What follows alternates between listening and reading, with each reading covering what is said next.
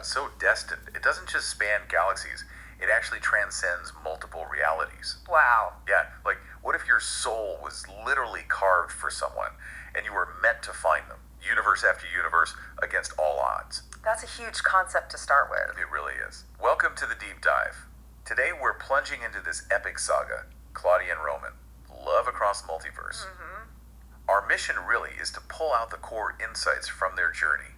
You know, how healing, destiny, and maybe divine intervention weave together to forge this love that defies boundaries. And we've got a lot to work with, right? The book itself, character notes, author reflections, even journal entries. Exactly. We've compiled it all to give you a shortcut, sort of, to understanding this pretty profound narrative. Okay. So get ready for a deep dive that unpacks connection itself. We're hitting big questions like, can we really overcome past traumas? Is there some kind of, curse that follows us across lifetimes? And what happens when a love story becomes this massive battle for peace across all realities? It positions love as this fundamental reality-bending force. Absolutely.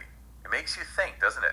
If their fictional love can do that, what limits are we maybe putting on connection in our own lives? That's a great takeaway right from the start. So let's dive in. It begins with Captain Roman Varelli. He's at Station 019, way above planet Halef. Starship captain. Looks the part too, right? 6'4", built like a war god, the description says. Totally. But inside, he's ravaged. The book calls it the noise of war. Gunfire in his memories screams. This constant ache of never being enough. It sounds like severe PTSD, unresolved stuff. And that heartbreak with Beth, his ex, is tied up in there too. He hasn't slept in 2 nights apparently, just driven by this whisper that someone's waiting. That noise just sounds crippling. He's a war god on the outside, but completely undone internally. Does the book hint early on how someone overcomes that? Or is it all about Claudia? Well, the noise is a powerful metaphor, isn't it? For any deep internal conflict we carry, trauma, grief, inadequacy, you name it. Sure. The insight, even early on, I think, is that the real healing isn't about external wins or strength. It's internal. And often, it's sparked by a connection that brings actual peace. He's adrift mentally, even on a station. So the external circumstances aren't the fix. Right. He's battling this chaos. So where does he find the opposite? That brings us to Claudia. She runs Claudia's Café and Comet Teas down in the civilian sector. The sanctuary. Exactly. A place she built from scratch, funded by sacrifice, run purely by soul. And the key thing, people came there for peace. So she's cultivating the very thing he desperately needs. And she saw it quiet herself, humming praise songs to Yahuah. That's the creator figure in their universe, kind of the source of peace. But her heart's guarded, past hurts. 2 sides of the same coin, seeking quiet from different battles. And then the encounter.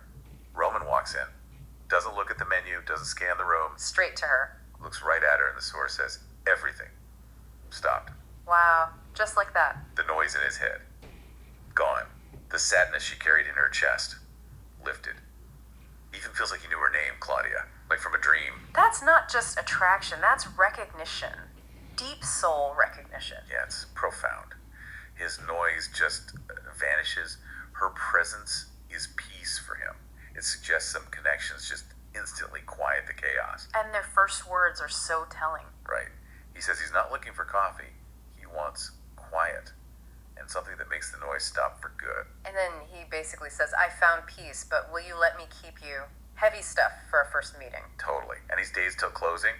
Doesn't ask for her number, doesn't even ask her name, just promises to come back. And Claudia, she's skeptical, thinking men are men, which is understandable. But then she gets that whisper in her heart from Yahuah. He's not what you think. The divine nudge, that changes everything. Yeah, it elevates him beyond just some guy. It signals this is preordained, bigger than just them. So that initial peace Roman finds, it gets tested pretty fast. Oh yeah, because the past, embodied by Beth, shows up. Beth, described as seeing Roman as something she owns, not loves. White, wealthy, polished, master of control. Driven by this fear of being left behind. Like the idea of Roman, the strong soldier project, but it was all conditional love. Left him hollow. Roman even said it wasn't love, it was performance. So she's more than an ex. She's the symbol of that toxic, controlling dynamic. Does the book explain why she's like that, or is she mainly the antagonist? It focuses more on her function, I think. She represents the chains Roman needs to break. Her backstory isn't the focus as much as her role in testing their connection. And she really tries to pull him back, sends that expensive whiskey. With the controlling note, which Roman just tosses into the reactor chute. Boom. Good for him. Then the dramatic visit to the cafe, declaring he belonged to her. Yeah, challenging Claudia right there. Shows how manipulation works. It's trying to control external circumstances because you can't connect with the spirit. That's a key insight. If someone's focused on controlling your job or reputation, it's often because they lack genuine connection. But Roman makes his choice, steps between them, tells Beth to leave. I'm not yours anymore. Powerful moment. And then tells Claudia, openly, Beth wanted a man she could control who only believed in loyalty, not love. Then says, I want you. Your laughter, your life. That's huge for him. He's not just rejecting Beth, he's choosing a different kind of love. Wholeness, shared life, fighting for himself finally. But Claudia, understandably, needs proof. She says, I'm not your rebound, not your cure, not the woman you run to when Beth hurts you. Setting a strong boundary. She demands, show me, don't just say it. And his response,